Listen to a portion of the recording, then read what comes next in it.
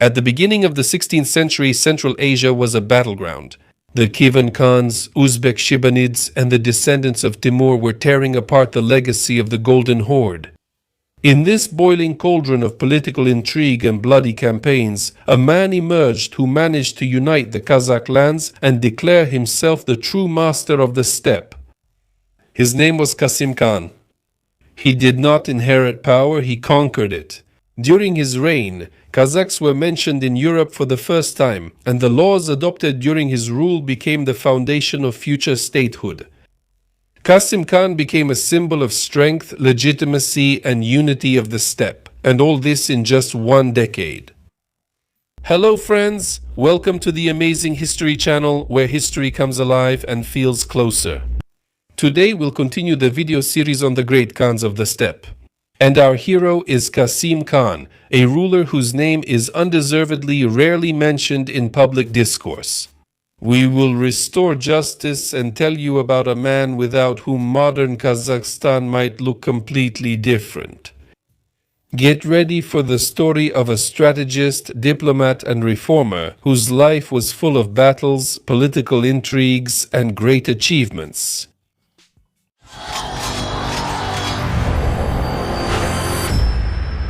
Kassym was not an obvious contender for the Khan's throne. He was born around 1445 into the family of Janibek Khan, one of the two founders of the Kazakh Khanate, along with Kire Khan. His lineage traced directly back to Urus Khan, the ruler of the Golden Horde. Janibek had, according to various sources, up to 9 sons, and Kasym was far from being the first among them. Moreover, at the time the Khanate was formed, he was still a child and did not take part in the first decisive events. Unlike heirs who were prepared for the throne from an early age, Kasym slowly but surely earned authority through his personal qualities, bravery, determination, and strategic thinking. Interestingly, Kasym's mother, Jahan Begum, came from a noble family and was the biological sister of the mother of Muhammad Shaybani, the powerful ruler of the Uzbeks, whom I have already talked about on this channel. Thus, Kasym and Shaybani Khan were actually cousins. But this kinship did not save them from political confrontation. On the contrary, it made their conflict even sharper. The steppe in that era was a stage for dynastic intrigues, where blood relations rarely became an obstacle in the struggle for power. In his youth, Kasym took part in military campaigns under his father's command and later in the campaigns of the Kazakh Khans against Muhammad Shaybani. He is first mentioned in sources regarding the struggle for cities along the Sirdarya, such as Suzak and Sauran. At that time, Burundukan, the formal successor of Kere, ruled, while Kasym was one of the commanders and organizers of the nomadic army. Kasym did not seek supreme power, at least not openly. The chronicler Mirza Haydar emphasizes that Kasym respected his elders and avoided open conflict with Burundukan, who formally remained the ruler. With each failed campaign, Burundukan's authority among the Kazakh nobility declined. Burundukan was perceived more as a nominal figure, unable to unite the clans and repel external enemies. At the same time, Kasym, without having the Khan's title, was gathering more and more supporters around him. He fought successfully, brought in spoils, expanded his influence, and this secured him the support of the most powerful clans. In fact, he was already recognized as Khan without an official coronation. But such duality could not last long. In 1511, Kasym removed Burunduk Khan from power. According to accounts, he did not resort to violence. Burunduk was spared and sent to Mawaranar, where he spent the rest of his days. Thus, Kasym became Khan, not only in fact, but also officially. He gained power with the blessing of the nobility and the support of the military class without a coup, but with a firm hand. It was this transitional form of power, from authority to legitimacy, that became the prologue to the era of his flourishing. Thus, by the time Burunduk withdrew from affairs and left the Khanate, Kasym was already the de facto leader of a significant part of the Kazakh nobility. He lived almost 65 years before becoming Khan.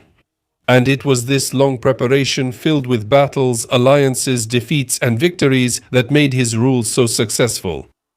After becoming Khan, Kasym found himself in an unusual situation. His power was not inherited, it was earned. That meant he had to maintain it not through the authority of his dynasty, but through personal qualities and real power. The beginning of his reign fell on an extremely difficult period. In the south, the Shaybanids still posed a threat. In the west, the unstable Nogai horde, and in the east, the former allies, the Mughals, whose interests also extended beyond traditional borders. In 1510, the Uzbek Khan Muhammad Shaybani died in a battle with the Kizilbash Safavids near Merv. However, shortly before that, he launched a major campaign against Kasym's Ulus, which reached the borders of Ulitau. Although Shaybani himself did not die in this clash, the defeat by the Kazakhs was severe. Medieval authors even claimed that this undermined Shaybani's strength and morale, becoming an indirect cause of his death at the hands of the Safavids. Kasym's victory in this episode sharply increased his prestige among the nomadic nobility and the subordinate tribes. From this moment, the rapid expansion of the Khanate began. Kazakh troops under Kasym's command captured the cities of the Sir Daria, controlled key caravan routes, and strengthened their influence in Semirechye. Kasym's authority grew so much that even without formal agreements, tribes and clans joined voluntarily, recognizing his supreme power. He became a kind of political magnet in the steppe around whom a unified Kazakh identity began to form. In the very first year of his reign, Kasym Khan faced an unexpected turn. In 1511 he was approached by, well, who would you think, the Shaybanids? Yes, the recent enemies, defeated and demoralized after the death of Muhammad Shaybani in the battle with the Kizilbash, were seeking help in their struggle against the Safavids, a Shia state led by Ismail I. And help arrived. Kasym sent an army to the south under the command of his son Abulkhair. However, the combined Kazakh-Uzbek army was defeated. Abulkhair also fell in this battle. His death was not only a personal loss, but also a painful lesson. The struggle against the Safavids required a different strategy. After this tragedy, Kasym focused on the main goal, the Sir Daria. The urban area along this river had been a center of steppe trade, water resources, and spiritual authorities since ancient times. Tashkent was especially important as it was under the control of the Shaybanid ruler Suyunch Khaja Khan. And although Kasym had recently helped the Uzbeks, the political situation changed. The power of the Shaybanids weakened, while the influence of the Kazakhs grew rapidly. In 1513, Kasym Khan, who was about 70 years old at the time, decided to take Tashkent. Amid the internal turmoil among the Shaybanids and the weakening of central authority, it seemed like an easy target. The campaign was organized hastily. A battle broke out near the city. Despite fierce resistance and his injuries, Kasym did not leave the battlefield. But the assault was unsuccessful. Tashkent held out. The Kazakh troops were forced to retreat, limiting themselves to looting the surrounding areas.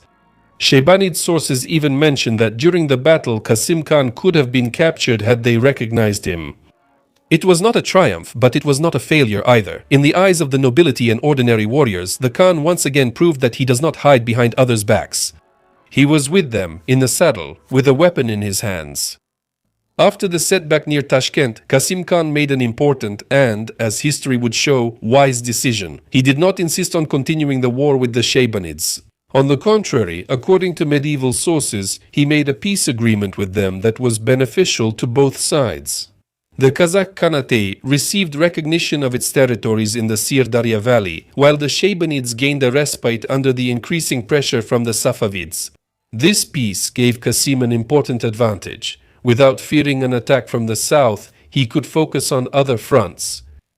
At this time, relations with Sultan Said Khan, the ruler of Mogulistan, were strengthening in the east. Their personal meeting is described in Tarikh-i-Rashidi by Mirza Haidar, who was himself present at the negotiations. Said Khan offered Kasym an alliance against their common enemies, the Shaybanids. But Kasym, who had already achieved a political détente with them, politely declined. He referred to the approaching winter and the risks of a winter campaign. Thus, he avoided being drawn into a new conflict. However, at the same time, he demonstrated respect and openness, which laid a solid foundation for peaceful and allied relations with the Mughals. The eastern flank, like the southern one, was secured, and it was this that opened the way for expansion to the west. Now Kasym turns his attention to the west, to the Nogai horde torn by conflicts. internal strife, struggle between clans, and the decline of central authority. All this gave the Kazakh Khan a unique opportunity. Some Nogay Mirzas voluntarily recognized his authority, seeing him as a descendant of Urus Khan and the legitimate heir to the horde. Others were subdued by force. By the mid-1510s, the Kazakh Khanate had reached the Volga. Saraychik, the ancient capital of the Ulus of Jochi, came under its control. A symbol of legitimacy, the burial place of great Khans. Entering Saraychik meant declaring oneself as the successor of the entire horde tradition. By 1520, the borders of the Kazakh Khanate had reached unprecedented proportions. In the west, the Volga; in the east, Zetisu or Semirechye. To the south, the cities of the Sirdarya, including Turkestan and Sayram. To the north, the steppes up to the Irtish itself. This was no longer just a union of tribes. This was a state with an army, diplomacy, laws, and its own image of a ruler. No Khan before Kasym managed to unite so many lands and rights under his banner. If on the battlefield Kasym Khan proved himself as a commander, then in matters of internal governance, he was a legislator and a builder of the state. During his rule, the population of the Khanate, according to some estimates, approached 1 million people, an enormous figure for the nomadic world of the 16th century. And in order for this not to be just a unification of tribes under one banner, Kasym had to create a system of rules that everyone would recognize. These laws went down in history under the name The Bright Path of Kasym Khan. The name speaks for itself. It was a set of rules that organized the lives of the nomads, their relationships with each other, and with the Khan. Modern researchers believe that it was based on the Yasa of Genghis Khan, but adapted to the realities of the time, taking into account Kazakh Adat, that is, the unwritten code of rules, military traditions, and of course, the norms of Islam. Kasym's legal code included 5 main areas. The property law regulated issues of land, livestock, pastures, and ownership and resolved property disputes. The criminal law provided for punishment for murder, theft, insult to honor, blood feud, lying, and perjury. The military law described mobilization, the duties of warriors, the structure of the army, the procedure for dividing spoils, and conduct in battle. The diplomatic custom established norms of diplomacy, ambassadorial etiquette, politeness, rhetoric, and international communication. The public law regulated mutual assistance in the community, the organization of public events, aid to those in need, the rules for holding celebrations, and public etiquette. These norms were not written down on paper. They were passed on orally through the biais and aksakals. But they were effective because they relied on the authority of the Khan and the way of life of the nomads. The main thing is that Kasym didn't break traditions, but rather integrated power into the familiar way of life. Kasym Khan paid special attention to religion, but he did it in his own way, without dogmatism or fanaticism. He was a supporter of Sunni Islam and belonged to the Sufi Naqshbandi order. In 1512, Kasym Khan even sheltered Sheikh Khaja Islam, a follower of the Naqshbandi order, who had fled from persecution by the Shiite Safavids in his steppe. This gesture was not just a humane act, it was a sign of support for the Sunni Islamic community and a demonstration of the Khan's spiritual authority. At the same time, Kasym did not impose religion. Both tariqas, Naqshbandi and Yasawi, existed in his Khanate. Moreover, in one family, brothers could belong to different orders, and no one was bothered by this. There were no religious conflicts, and this showed the maturity of the Kazakh elite. Such a balance between spiritual life, tradition, and political pragmatism became the foundation of internal order. Kasym Khan built not just an alliance of clans, but a stable political system. He used the Adat customs, laws, religion, and personal authority as complementary pillars of his power. This is his true legacy. He was not only a victor in battles, but also a wise lawmaker and unifier. The death of Kasym Khan marked the end of an entire era. For a long time, there were discrepancies in historical literature. Some sources pointed to 1518, others to 1524. However, according to Kazakh researchers who rely on diplomatic references in Russian archives, the most likely date is considered to be the winter of 1521. It was at that time, it is believed, that Kasym passed away in Saraychik, a city that by then had become his political residence and a symbol of restored horde legitimacy. The question of his burial place remained open for a long time. However, as reported by Forbes Kazakhstan, historical data from recent years also fully confirms that Kasym Khan was indeed buried in Saraychik. Archaeologists continue their research in the area of the ancient necropolis. And if the assumptions are confirmed, this will become a major discovery not only for the history of Kazakhstan, but also for all Central Asian scholarship.